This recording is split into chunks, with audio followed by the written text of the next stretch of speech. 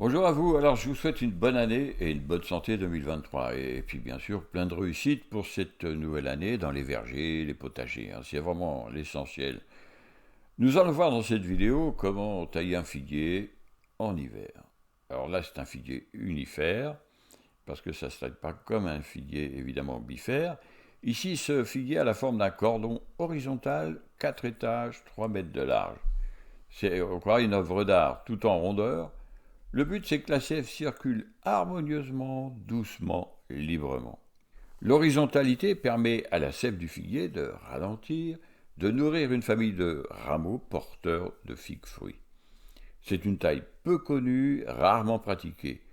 Les arcures en rondeur permettent à l'arbre de s'épanouir.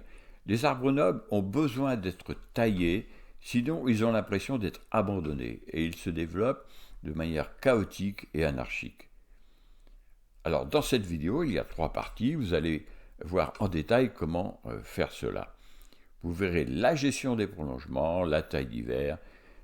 Vous avez peut-être peur que ce soit difficile et long, et pourtant en quelques minutes, vous allez atteindre ce but et mettre en place cette forme harmonieuse. Dans cette vidéo, vous trouvez tout ce qu'il vous faut pour réussir. Vous allez permettre à l'arbre de s'exprimer dans cette forme paisible. Alors voyons l'évolution de ce figuier. Ce figuier provient d'une bouture faite en 2016.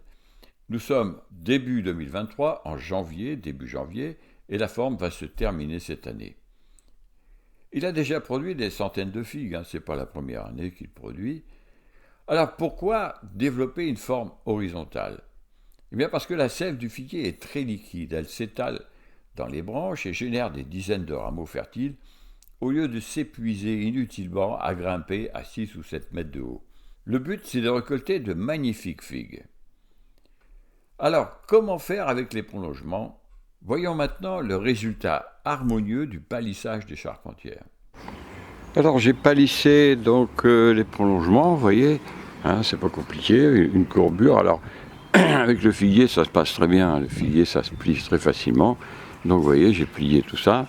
Donc maintenant, il n'y a plus qu'à couper, à tailler vraiment pour la fructification. Vous voyez, toutes les branches ont été palissées. Alors pourquoi je le fais en premier? Parce que sinon, des fois, je coupe les branches qu'il ne faut pas couper. Là, comme ça, je fais tranquillement mon palissage. Et après, j'enlève tout ce qui ne sert à rien, tout ce que vous allez voir comment on fait. Alors dans cette forme, la sève coule à l'horizontale sur 12 mètres, au lieu d'aller traîner à des hauteurs pas possibles.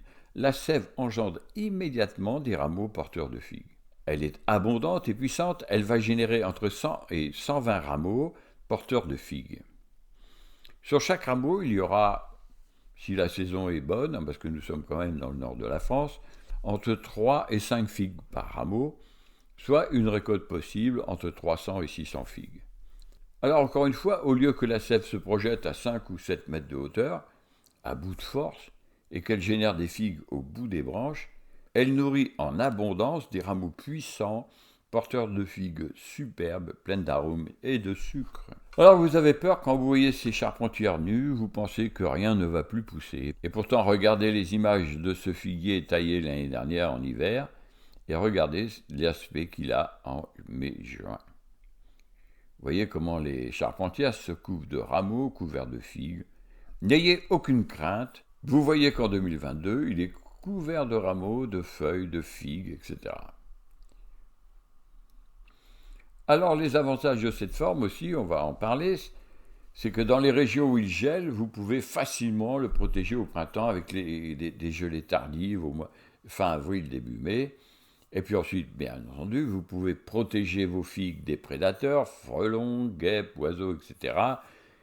Et puis en plus, l'avantage, c'est que vous pouvez les cueillir facilement, même choisir les figues à maturité, une par une, c'est vraiment d'une facilité déconcertante. Alors maintenant, on va voir comment on va tailler les rameaux de 2022. Regardons l'extrait. Alors voilà, écoutez, maintenant il n'y a plus qu'à tailler. Alors là, encore une fois, c'est très simple. On coupe tout ce qui n'est pas charpentière. Voilà. Alors, beaucoup de gens s'affolent et disent « Ouais, mais qu'est-ce qui va se passer ?» Ça repousse. Ça repousse tout simplement. Et comme il est taillé comme un unifère, là, c'est-à-dire que l'année prochaine, sur les pousses qui vont redémarrer, eh bien, vous allez avoir des figues, tout simplement. Des figues, fruits d'arrière-saison. Voilà. Alors c'est une taille qui est vraiment bien pour le sud de la France, ou pour le nord, pour des variétés assez précoces. Là, c'est de la ronde de Bordeaux. Donc vous avez vraiment, avec cet arbre-là, alors là, en 2022, ça a été super parce qu'on a eu du beau temps. Alors maintenant, il ne reste plus qu'à attendre le printemps. Hein, comme vous le voyez, tout est débarrassé. Il n'y a plus de... Toutes les branches qui ont été coupées sont ramassées. Donc voilà, donc mettons 1 heure pour faire tout ça. Et puis voilà, donc c'est quelque chose d'assez simple. Avec le résultat que ça donne, c'est vraiment exceptionnel. Les tailles après, que vous pouvez voir dans ma vidéo, hein, dans une de mes vidéos, l'une des dernières, les tailles sont simples à faire après, de fructification. Et là, franchement, vous avez des récoltes considérables. Et bien voilà. Alors, est-ce que vous avez trouvé ça compliqué? En fait, c'est fait en moins de 10 minutes pour ce figuier, vous voyez. C'est pas difficile parce que, alors, les branches de figuier, elles sont très tendres, elles sont faciles à courber, elles se cassent pas. Un enfant peut faire ça. Dans cette vidéo, vous avez compris et vu la simplicité et l'efficacité de cette taille.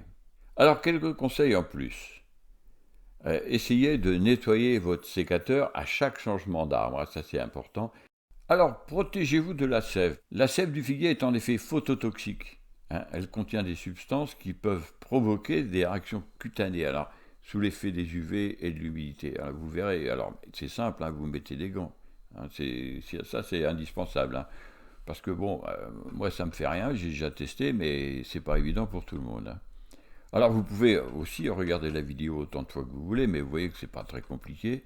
Et là, maintenant, vous avez tout ce qu'il vous faut pour pratiquer cette taille d'hiver, hein, du figuier uniforme. Mais évidemment, si vous n'avez pas des formes horizontales, j'ai fait déjà, mais je vais refaire une vidéo pour des figuiers qui sont dans d'autres formes, bien entendu.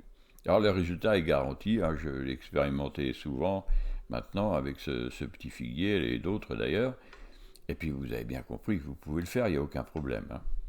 Alors, bientôt, je vais faire d'autres vidéos sur des figuiers parasols, des figuiers en dépôt, etc. Et sur le pommier en palmette, etc., sur les poiriers et sur la vigne aussi, bien entendu.